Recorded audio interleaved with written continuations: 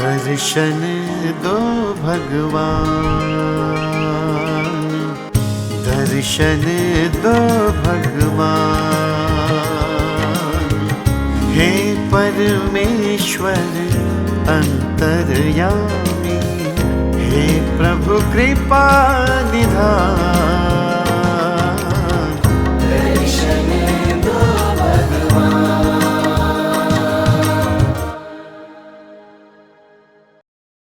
हमारी संस्कृति, हमारे संस्कार सदा रहें हमारे साथ। सब्सक्राइब करें तिलक। सर्वमंगलम मांगल्ये शिवे सर्वार्थ साधिके शरण्ये त्र्यंबके गौरी नारायणी नमस्तुते। दोस्तों, तिलक दर्शन की तीर्थ यात्रा की इस कड़ी में आपका स्वागत है। आज हम पहुंच गए हैं महाराष्ट्र के नासिक जिले के वनीगढ़ में स्थित शक्तिपीठ सप्तशृंगी माता के दर्शन करने के लिए। तो आइए चलते हैं।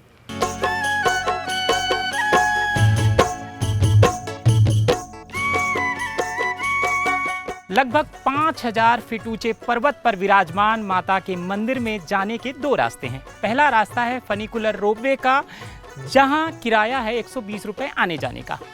वहीं दूसरा रास्ता है सीढ़ियों का। सीढ़ियां लगभग 500 हैं। सीनियर सिटीजन के लिए रोपवे का जो किराया है वो 50% डिस्काउंट हो जाता है और वो हो जाता है 60 रुपये। माँ आदिशक्ति भगवती दुर्गा के शक्ति पीठों में से एक सप्तशृंगी शक्तिपीठ महाराष्ट्र के नासिक जिले में सह्याद्री पर्वतों की 7 चोटियों की गोद में बसा है। माँ भवानी का यह शक्तिपीठ आध्यात्मिक ऊर्जा का ऐसा शक्तिशाली स्थान है जो भक्तों को माँ भगवती के चरणों में ले जाकर भक्ति और रहस्य के सागर में डुबो देता है। यह मंदिर जो 4800 फीट की ऊंचाई पर 7 शिखरों के बीच विराजमान है, मां सप्तशृंगी के रूप में आदिशक्ति का स्वयंभू अवतार है।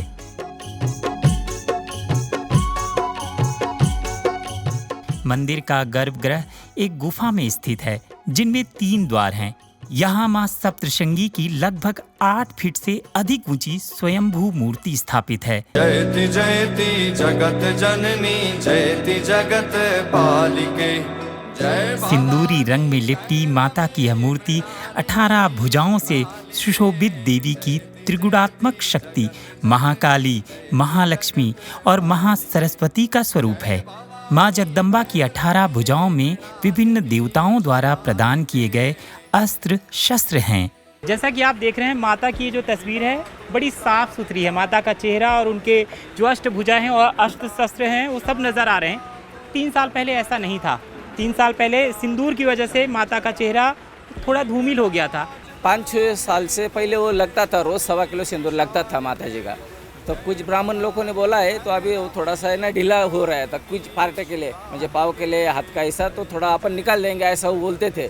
तो निकलते निकलते वो पूरा ही निकल गया। तो कम से कम 2000 किलो निकला है वो। तो अभी वो मंदिर का जो ट्रस्ट है उसमें सब रखा है। और बताया जाता है कि अब उस सिंदूर से एक यहाँ पे स्तंभ बनाया जाएगा, ट्रस्ट ने तय किया है, और वो सिंदूर उस स्तंभ में रखा जाएगा। माँ सप्तशृंगी के इस शक्तिपीठ की कई पौराणिक कथाएं प्रचलित हैं, जिनमें से पहली कथा देवी भागवत पुराण के अनुसार है। जब राक्षस महिषासुर ने देवताओं और मनुष्यों को त्रस्त कर दिया था, तब सभी देवताओं ने मिलकर आदिशक्ति की आराधना की। ब्रह्मा के कमंडल से प्रकट हुई माँ सप्तशृंगी, जिन्हें सभी देवताओं ने अपने शक्तिशाली शस्त्र प्रदान किए। इनमें भगवान शिव जी का त्रिशूल, महानारायण भगवान विष्णु का सुदर्शन चक्र, वरुण देव का शंख, अग्निदेव का दाहकत्व, वायुदेव का धनुष बाण, इंद्रदेव का वज्र, यमदेव का दंड और हिमालय देव का सिंह वाहन सम्मिलित है। माँ ने 7 शिखरों पर महिषासुर से युद्ध किया और उसका वध कर दिया। युद्ध के समय माँ के त्रिशूल के प्रहार से पहाड़ में एक छेद बन गया, जो आज भी दृश्यमान है।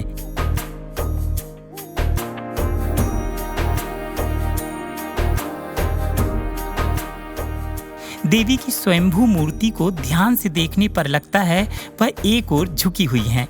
इसके पीछे की कथा यह है कि मार्कंडेय ऋषि देवी आदिशक्ति को दुर्गा सप्तशती का पाठ सुना रहे हैं और देवी वह ध्यान से सुनने के लिए मार्कंडेय ऋषि की ओर कान लगाते हुए झुकी हुई हैं।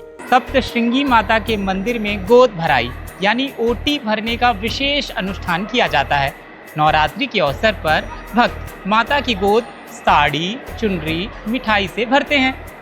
ऐसा करने से यह माना जाता है कि माता भक्तों को संतान सुख देती हैं। दैत्य दल विनाशिनी चंड मुंड घातिनी निशुंभ शुंभ कालिके। सप्तश्रृंगी मंदिर तक पहुंचने के लिए 2018 में रोपवे की सुविधा शुरू की गई, जो भक्तों को 3 मिनट में मंदिर तक ले जाता है। यह रोपवे 6 कोचों से युक्त है, जिसमें प्रत्येक कोच में 10 यात्री बैठ सकते हैं। टिकट ऑनलाइन और ऑफलाइन दोनों तरह से उपलब्ध है और यह सुविधा विशेष रूप से वरिष्ठ नागरिकों और अशक्त लोगों के लिए वरदान हो गई। रोपवे कॉम्प्लेक्स में स्वच्छ शौचालय, पेयजल और अन्य सुविधाएं उपलब्ध हैं। मंदिर के तलहटी में बहुत ही सुंदर बाजार हैं, जहां भक्तों को पूजा सामग्री जैसे फूल, साड़ियाँ, नारियल, प्रसाद और विभिन्न प्रकार के देवी देवताओं की सुंदर मूर्तियाँ मिलती हैं।